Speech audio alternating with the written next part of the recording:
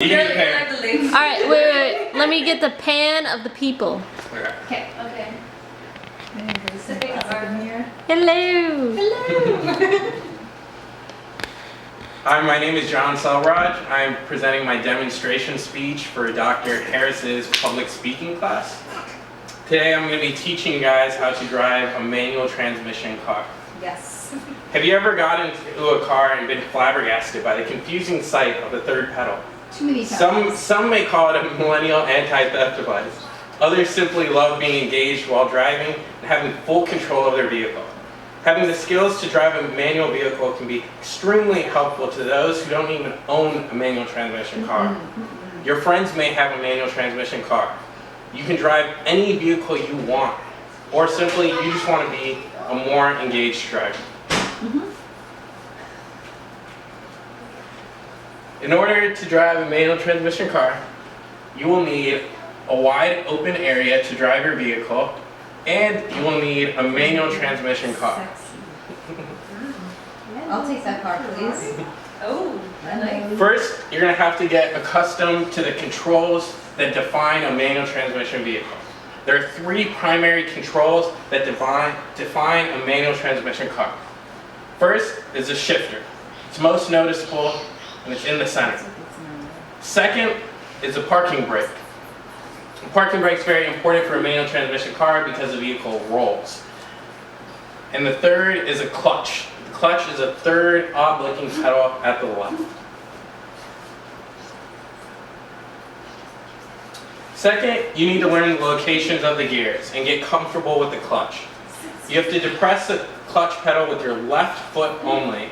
You will be using your left foot for the clutch pedal and your right foot for your braking gas as normal. Simultaneously, you need to move the gears while you are depressing the clutch pedal.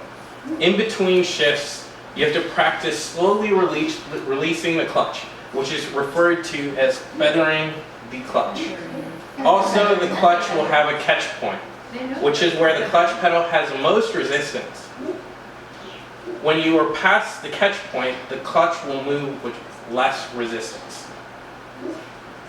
At this point, you will have to move the accelerator proportionally to the speed you are releasing the clutch pedal from the catch point. Once you're comfortable, you'll be able to start the vehicle. Third, you'll be driving the vehicle, and it's best to be in an open area.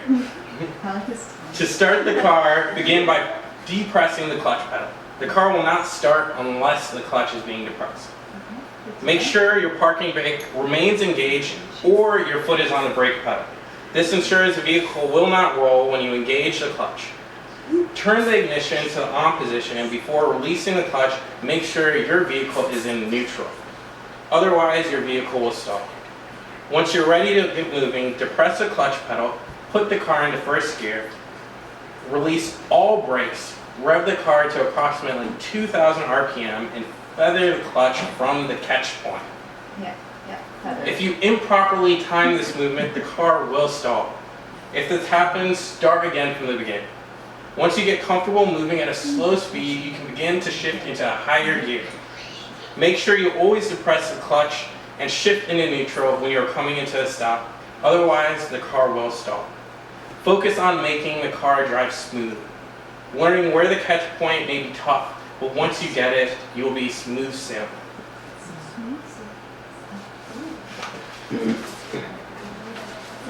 When you're learning to drive a manual car, you need to first get accustomed to the controls. Second, you'll need to learn the positions of the gears and get comfortable with the clutch.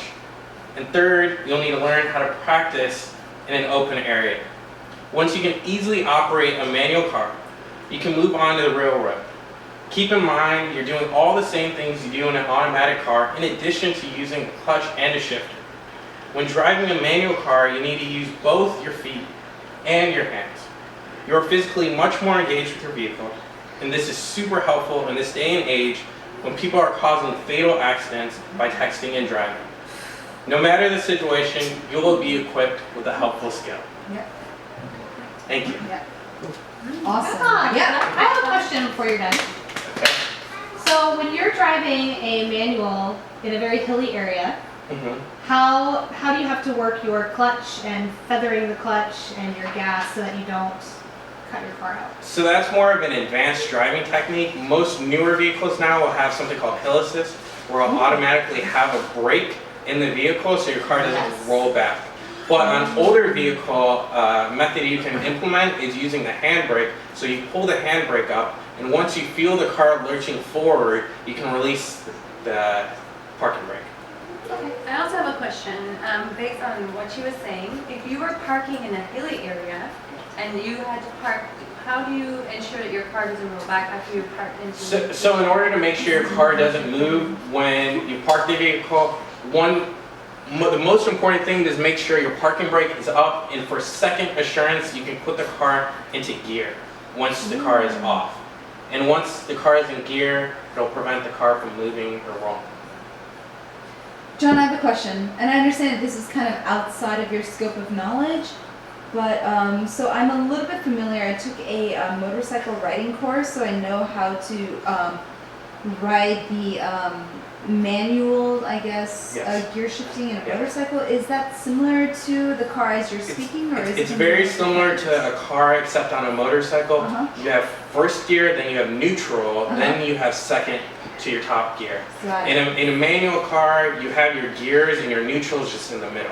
So it's a different sequence, and also the clutch on a motorcycle is with your left hand, whereas in a car it's your left foot. So instead of just feet, I'm thinking about like all four appendages. But it's the exact same principle, and I actually learned to drive a manual car based on riding a motorcycle. One more question. Can you demonstrate feathering? Please. Feathering the clutch. You're at the catch point, There and we you go. slowly release. And